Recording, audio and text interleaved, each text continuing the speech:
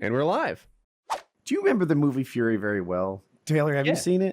Yeah, I've seen it twice. I think I remember it pretty well. I've seen it recently, and what got me to watch it is somebody was like, "Oh yeah, the rape scene in that was, like everyone kind of gave it a pass." And I'm like, "Rape scene? Like I don't quite remember that." So here's what happens. In the movie Fury, if you've never seen it, Brad Pitt is the star, and he runs a tank, and his tank and crew have been curiously successful through World War II. It's towards the end of the war. One of their guys died, so a new person comes in, and so does we, the audience, to join this tank crew.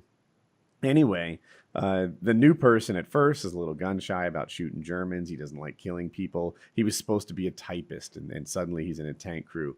They win a battle and go into this town where they've taken it over, and there's Germans in this town.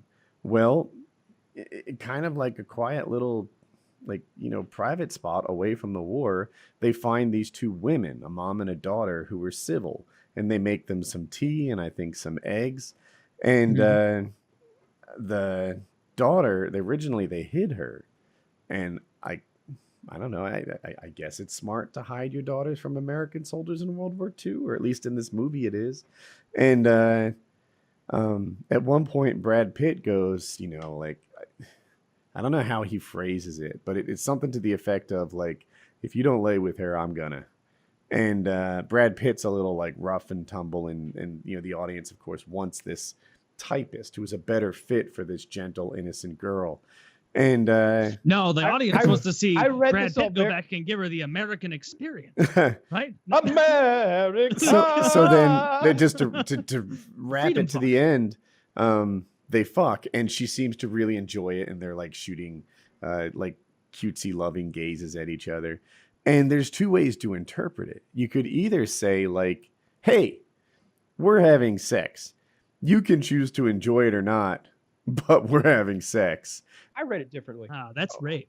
I didn't see it that way. I didn't see it quite that way. No, I was saying the way I saw it was that he was paying for that sex with those eggs. That's why he counted them out. He's like, "Look how many eggs I have." Like he's like rolling those eggs out, this precious commodity. And I think he had some chocolate bars maybe too, or so. He's like laying out the goods on the table real slowly. He's buying the girl, and she's all too happy to sleep with Private Joe over there to get all them eggs and chocolate. The Russians were the ones who would come in and do the raping. I think that usually if we went in and did some raping, like our soldiers would get in trouble, they'd get fucking hanged and shit for raping. I took it as purchasing that young lady. And it's funny because they mentioned in other parts, like I think shortly before that, a tank drove by, a really pretty woman, and one of the other people in the tank, we haven't mentioned him yet, goes, "She'll fuck you for a chocolate bar," and I'm just like, really? I'm on the same page. Like, dude, I'm on the same page as Kyle. 1945 Woodies would really do well in this environment. Yeah, I would stock up on the Hershey's. You got that movie candy money. Woody just shows up in fucking 1943 with a ton of boxes of everlasting gobstoppers, just getting laid left and right.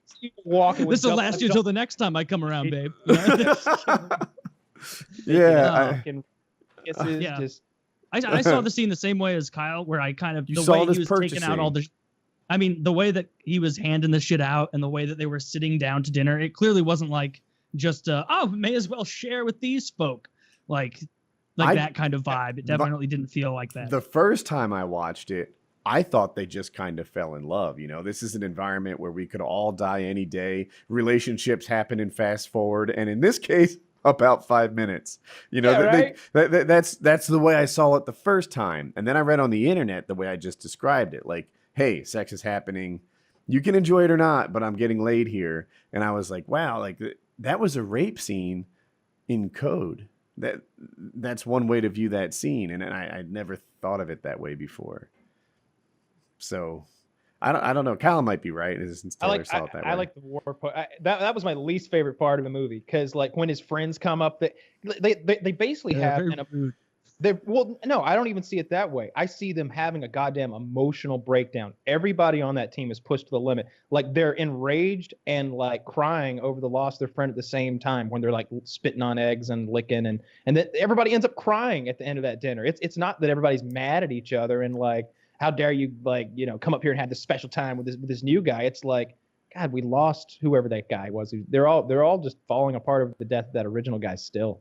It's a good fucking movie. Shia LaBeouf The end is apparently bad. made a real ass of himself throughout the whole like production. Like he refused to wash throughout the whole production. Those cuts on his face are real because he cut himself with a knife. So he'd have real cuts on his face. And apparently he just stunk really bad all the fucking time. Wouldn't wash or use soap or deodorant, and like wanted to be like a real tanker. And was just a real cunt about it. And nobody enjoyed working with him. Now he's hiding flags around the country. You know, that's quite the career trajectory. Oh, even Stevens, we're crawling up. Oh, Fury, we're in a real war movie. Oh, he's hiding flags and mad at politicians. Oh. Now look at the difference between what happened when like Jonah Hill worked with Brad Pitt once. Brad Pitt's like, oh my God, well, we need to make a career out of you. Like Jonah Hill has such a cool career now. Hasn't he been nominated for 2 Oscars now? He's like 30. Oh, are you talking about Moneyball? Yeah, well, he was in Moneyball first, and then he was in Wolf of Wall Street, and then he's in something. Now he's in a ton of movies. I really like Jonah Hill. Jonah Hill's a pretty good actor, isn't he? Yeah, he is. I think he's great. Yeah. Every so often, I appreciate it. Most of the time, I don't notice actors, right? Like I didn't. Brad Pitt in Fury, I thought it was fine, but I don't think Brad Pitt delivers the kind of performances that makes me say like, oh my God, this guy's got chops. But every so often a guy does. Bryan Cranston in Breaking Bad is the biggest example to me. I don't know what kind of range he has, but holy smokes, did he crush that role in Breaking Bad. Who's the guy that died recently? He was in a film with Tom Hanks about like Afghanistan and Philip Seymour Hoffman. Philip Seymour Hoffman. Philip Seymour Hoffman. Man, he had acting chops. And I never really appreciated when he was alive. The Brokeback Mountain Joker, Heath Ledger. Yeah. Keith Haring.